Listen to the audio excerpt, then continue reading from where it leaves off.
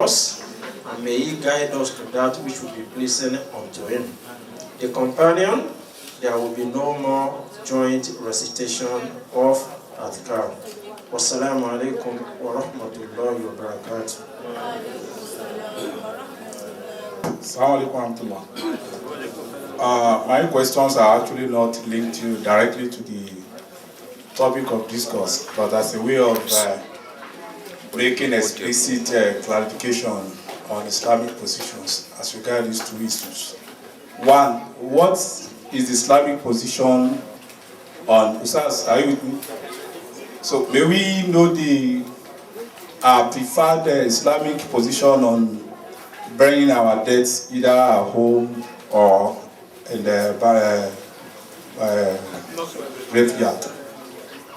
Two is the fact that if as a human you are actually called upon to come and stand in the distribution of inheritance of a debt, and at a point you discover that there is a standing will that not too much in line with Islamic position, can you upturn it as a way of carrying out your own Islamic responsibility as at that material time, or whereas probably because of perceived crisis you tend to go by what is on ground? So what is your view on that? Assalamu alaikum wa rahmatullahi wa barakatuh.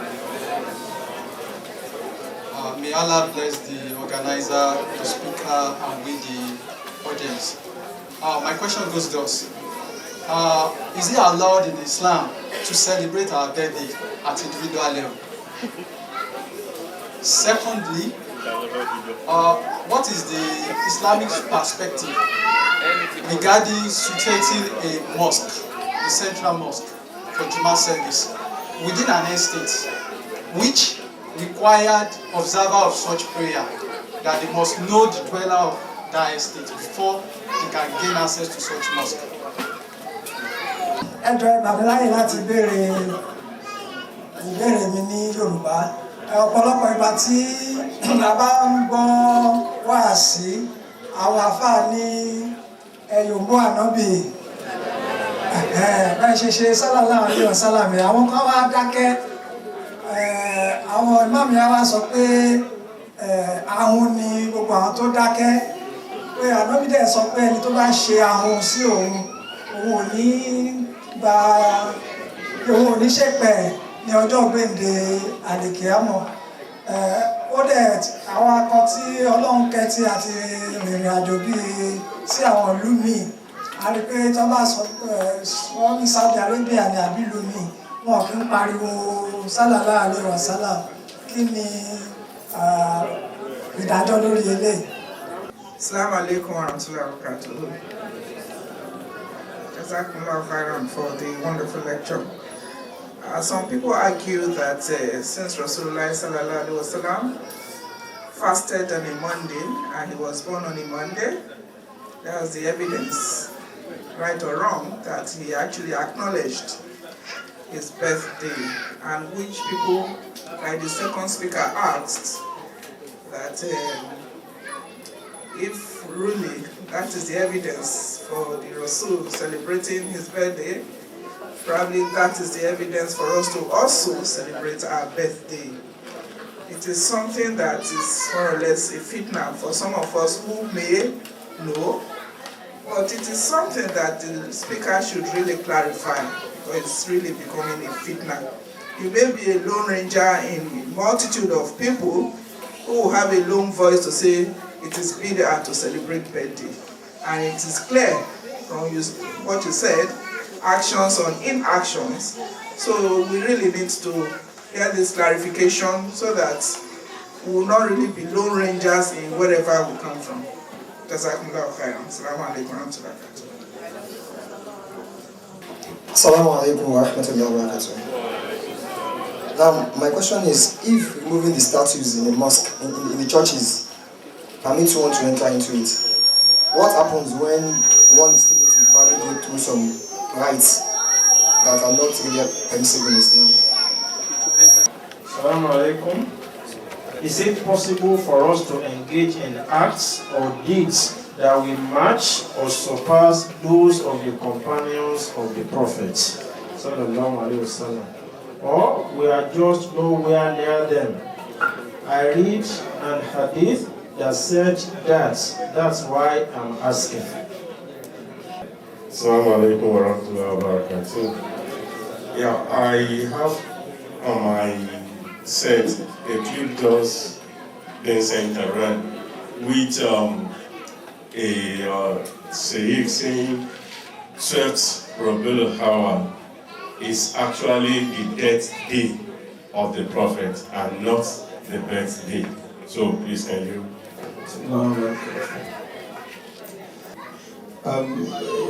Islamic position on burying the dead at home. Frankly, the Islamic position is that you don't bury the dead at home. And for those of us who have gone for the Hajj, it's very clear.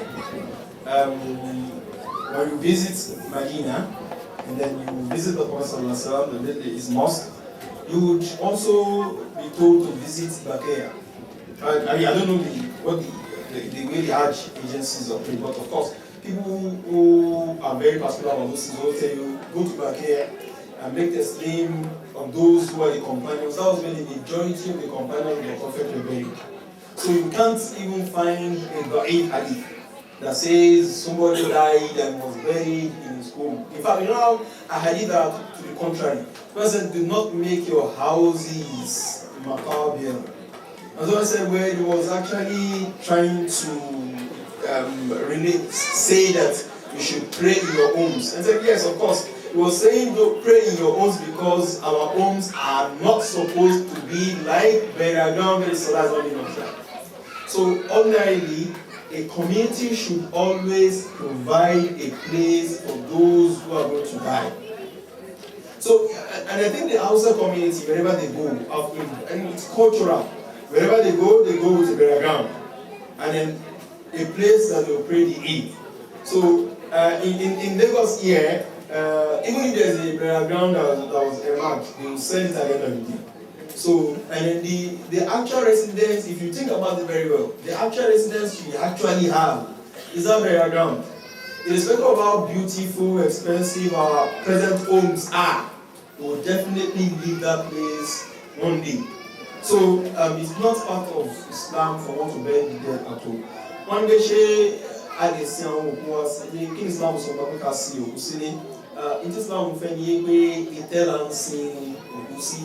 gbogbo àwùjọ mùsùlùmí tó bá ti wà wọ́n gbọ́dọ̀ wá bí wọ́n ṣe fẹ́ ní ìtẹ́ òkú fúnra wọn.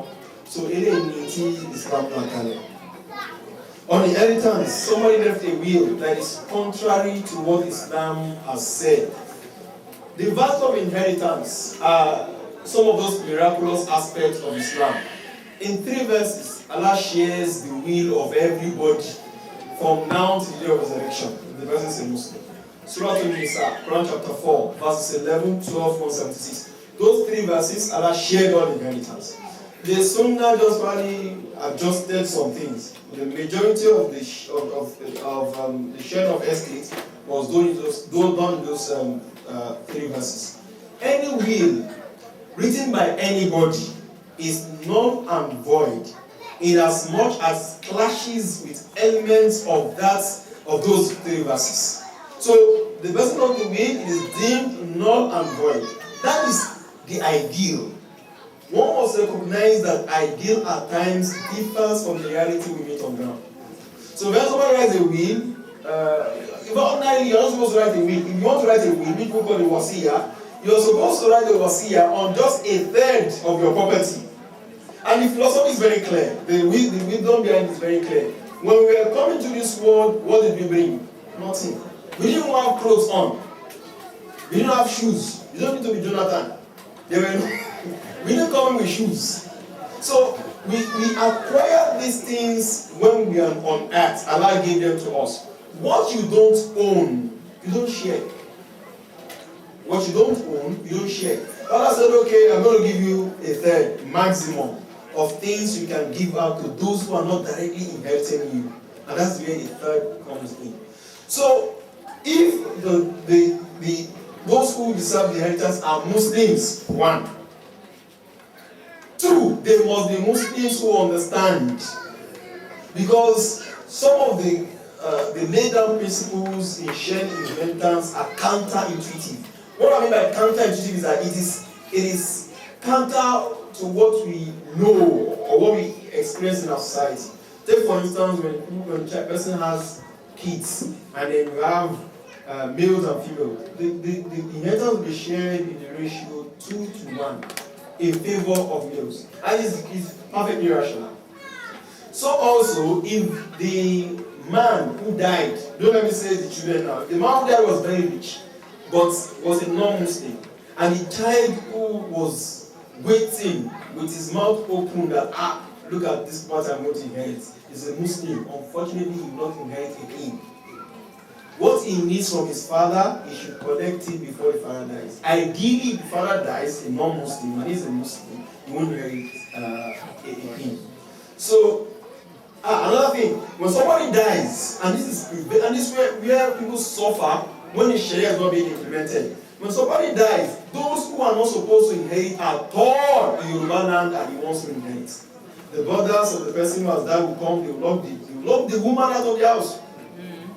There are instances that they will come around, take the cars, take the building, because the perception that it was the woman that killed the husband.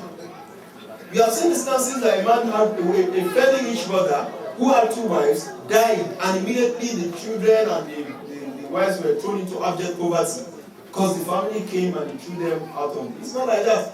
If somebody has a male child, if a person has a male child and the person dies, that male child has effectively blocked any brother or any sister. They can't inherit again. A brother or a sister cannot inherit again when there is a male child. The people that will inherit constantly are parents, children, wives, and husbands. So these things even put women at a disadvantage. A wife is supposed to inherit a quarter or an eighth. We now need to be begging people who are not supposed to inherit at all. At least give us this is what this man left. And the person who is supposed to inherit the one said, no, we are not giving you. Unfortunately. So when you even share, the will become null and void. When you share the inheritance theoretically, the easiest part of inheritance in this part of the world is the theoretical aspect. When you share the inheritance theoretically, the problem would now come when it comes to the practical. You have to discover people who do not have understanding of limited. Why must it be like that? You have people who tell you that you're not even interested. It should be, how many wives do you have? About three wives. Okay, share the inheritance into 3. Or everything, make it equal. So that is not the way Sharia has done it. The will will be null and void in an ideal environment. In our own type of environment, which is far from being ideal, though there will be a little bit of or a lot of horse trading and things like that. If it will work out at the end, you will allow. So, one year or and to about so assorted to Pokale, that is you really. Tí tó kọkalẹ̀ yìí bá ti takun tí Sharia sọ, ní tó sọkalẹ̀ yìí àdánù ni. Torí pé wọ́n bá Adékíọlá tó dá wa, tó rọ̀ wá lọ́rọ̀, nígbà tá ń bọ̀ ní ayé àmú kankan wá. So in tí ìṣàwà láàrin àwọn ọkọ̀ láàrin, Ọlọ́run ti fi gbogbo nǹkan yìí tí ó jìnnà sí wa. Alọ́lẹ̀dẹ̀ ní Quran wa, Suratul Nisa, Aya 11, 12, àti 176. Ọlọ́run bá Adékíọlá ti fi gbogbo síbẹ̀. Ẹni tó bá pinnu náà tó yàtọ̀ sí tọ́nà ọba àdékẹ́lá sọ àdá tẹ̀lé mi. Ṣùgbọ́n lẹ́yìn tá a máa ń ṣàlàyé gbogbo ti yẹ kó rí lélẹ́yìí. Tó bá di kó kúkú tán ọ̀pọ̀lọpọ̀ nǹkan ìyẹn wọ́n bá pàdé, ìyẹn wá wo bí ibi tí ìwọ́n wà bó ṣe rí ìyá fi ṣe ìyá fi yanjú ẹ̀ ọmọ wa. A Juma mosque in an essence that is restricted. Of course, if that is the only Juma mosque, it's compulsory for you to go there. And since they are not saying don't come in, you must only be able to mention somebody you are going to. What we just advise is that the owner of the mosque should negotiate with the authorities controlling the entrance and exit of the estate. That okay, on Friday, so and so will mention my name. They're going to come. It may be for security purposes, so it may not be wrong totally if that is what is done. Especially if that mosque is the only one in the community.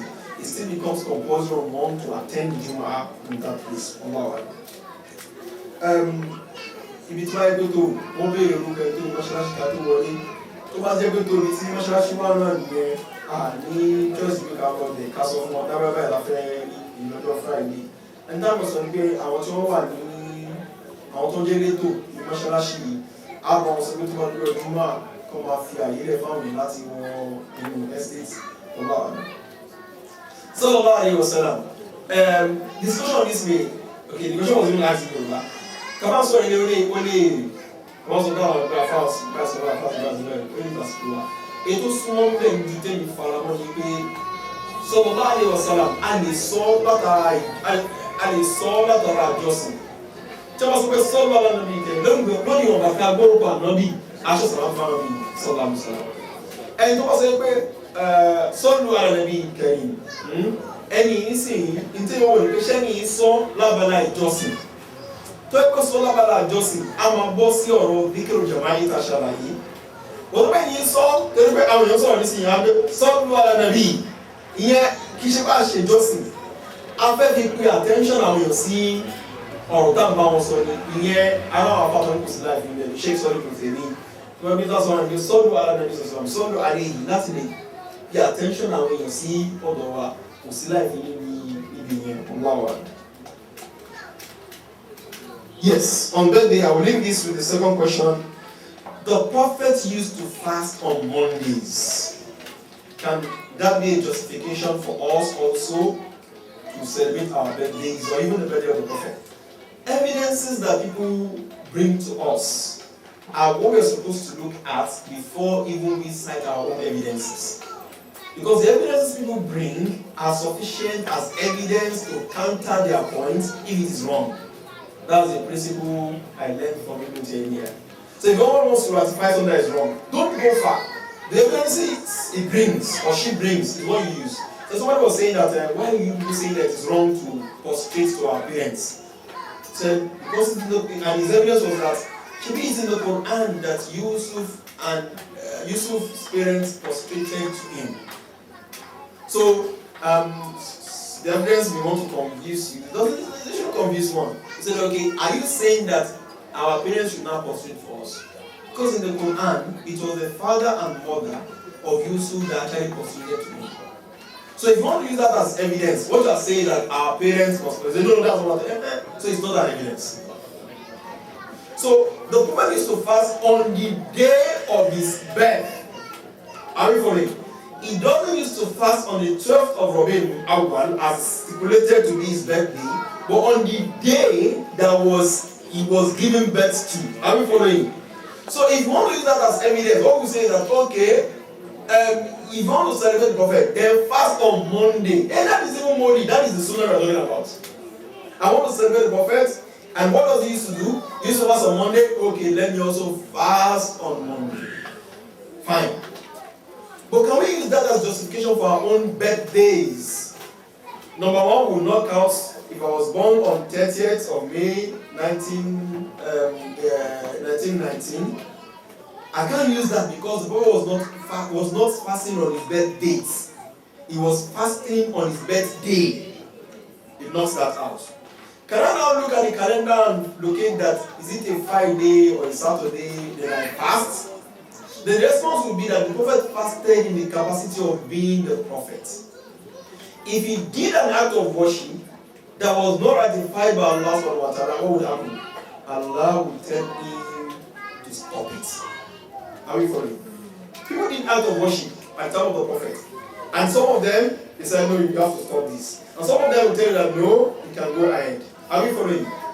It is not the actions of that individual, but the ratification of the prophet that makes it was an act of worship. I don't know if you are following what I'm saying. I give an example. Bilal used to pray 2 rakah after every wudu. Are we following? When I called him, Bilal, why is it the case that I hear your footsteps in my Jannah? And Bilal said, I don't do anything except I pray and said, that is what you did. That is a ratification from who? The Messenger of Allah. Abu Israel, to give a counter evidence to explain further, and this was mentioned by Dr. Lowry here, decided that as an act of worship, he will not talk to anybody. as an act of worship, he was going to fast in the sun. Are we following? And what did God tell him? He said, continue your fast, but talk to people and come under the shade. So the Prophet removed the wheat from the chaff.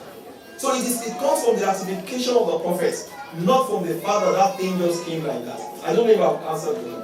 Now, it is, our mother said, fitna. Yes, it is. For me, if you ask me what's the date of my birth, I have to think. Because I don't celebrate it for a long time. I have to think and wait for it. Then I'll work it out and get try to remember the. But my parents, not only for me, but for my children, they know the dates. So they will call on that day and say that you don't celebrate birthday, that's not our problem.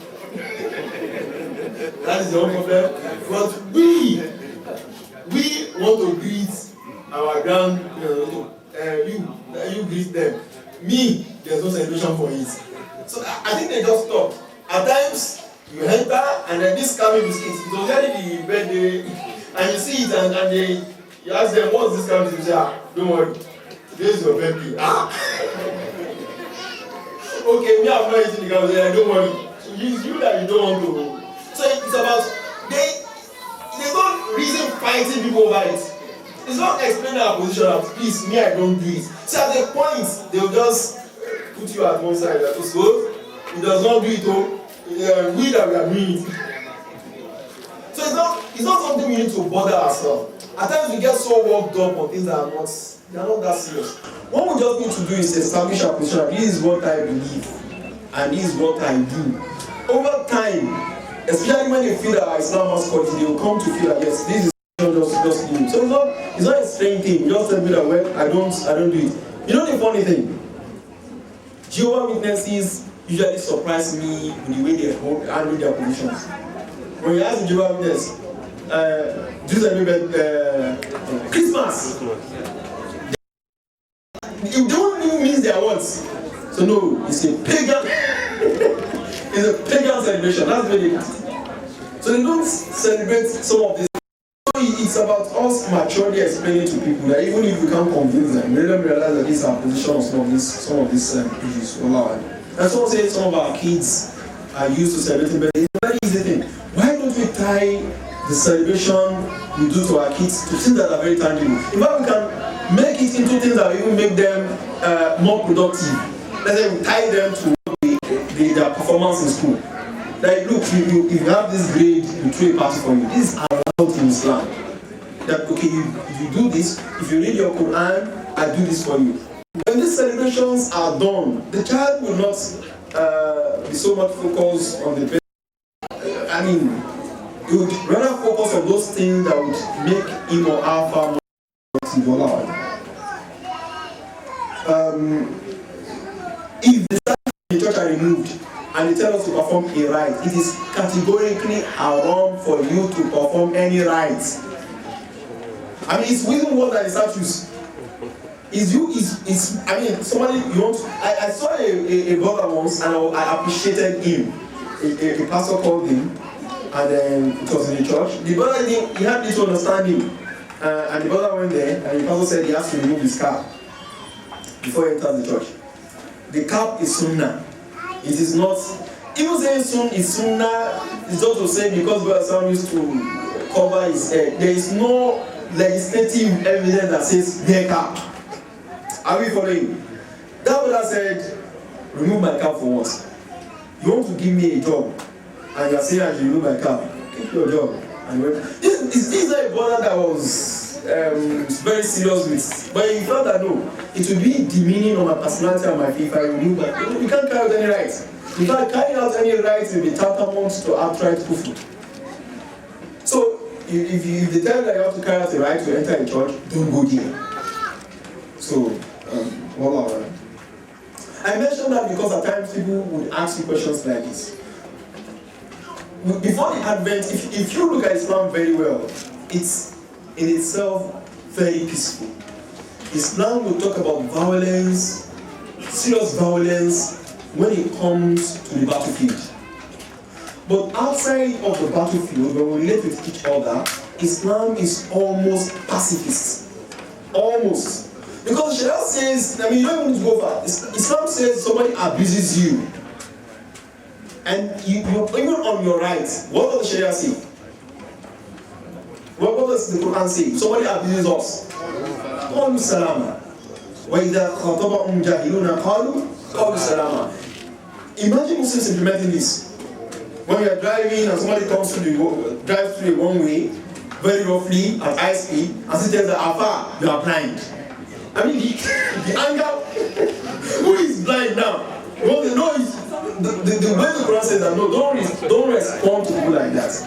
So we are supposed to deal with our Christian neighbors in the best of ways. The Prophet used to exchange gifts with them.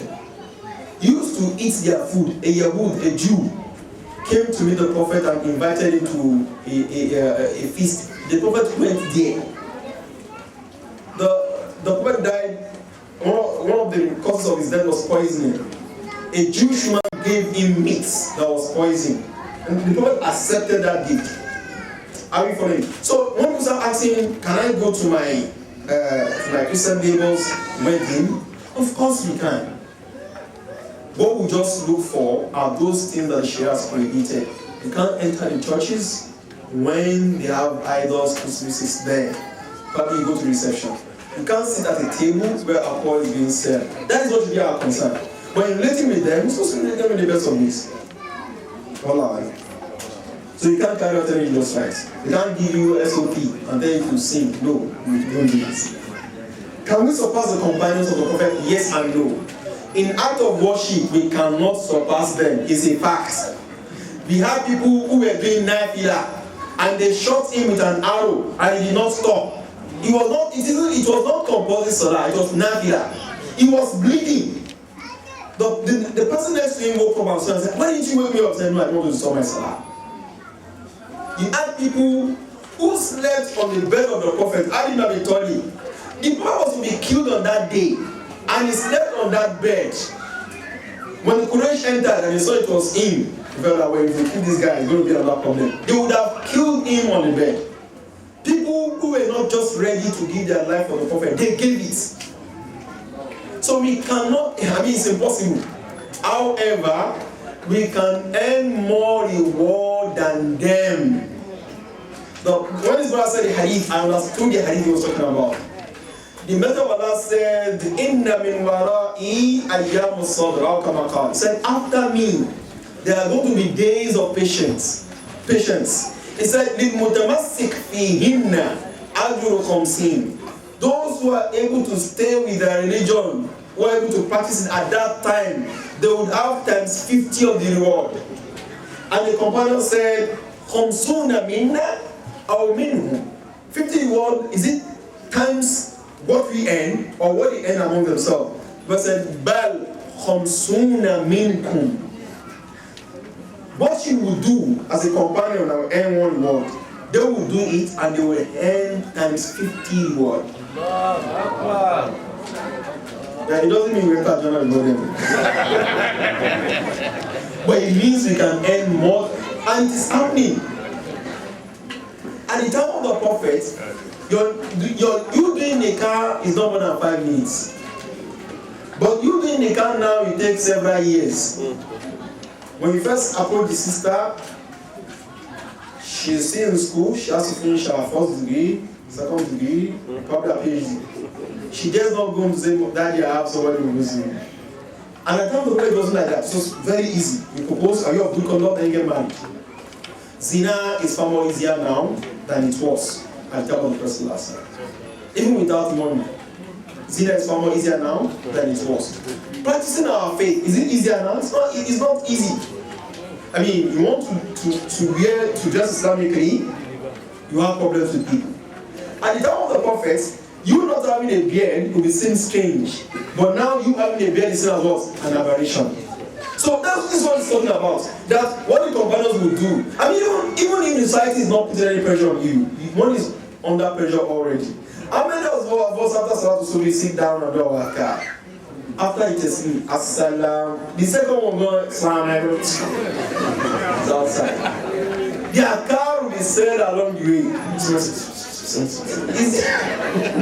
So if one can do it, the reward that Abu Bakr and Uthman would, because it's very easy, they just sit down there with their car. The environment was Islamic. The reward they would have, you would have times 50 of it because you have to do it under stress, under pressure. So yes, we can earn more reward than they had. In the US, if you in Canada, it's not a crime. If a man says that he identifies himself as a female, trans koala, and he wants you to address him as a female, you now insist that no, you are a he, you may go to jail. This is happening in Canada now. You may go to jail because people have to be identified with what they want. We now have new pronouns in English language. Apart from he and she, we now have Z for people without gender. Things are difficult now. I mean, if it's coming to that if a gay couple, two males come to you and say that Imam, do our act in the car. I say, how do we laugh? There's a case present in the US Supreme Court where a gay couple approached those who do cake. They wanted to get married. A Christian, the company was a Christian company. They make cakes for weddings. The gay couple now said they want a cake for their gay wedding. And the Christian man said, I can't do cakes for that. They took him to court. The case is now in the US Supreme Court. And if the trend are following the way it is, it may become a crime. If you're a commercial photographer and they call you, please come and snap our wedding. And it's a gay wedding, and say, no, how do we lie? How do we lie? You better go back to Nigeria. One may end up in jail for things that are, no Muslim will talk about that. This is something that is known in the deen by the society. These things are changing now. In the UK some weeks ago, they started asking children in primary schools, why are you using hijab?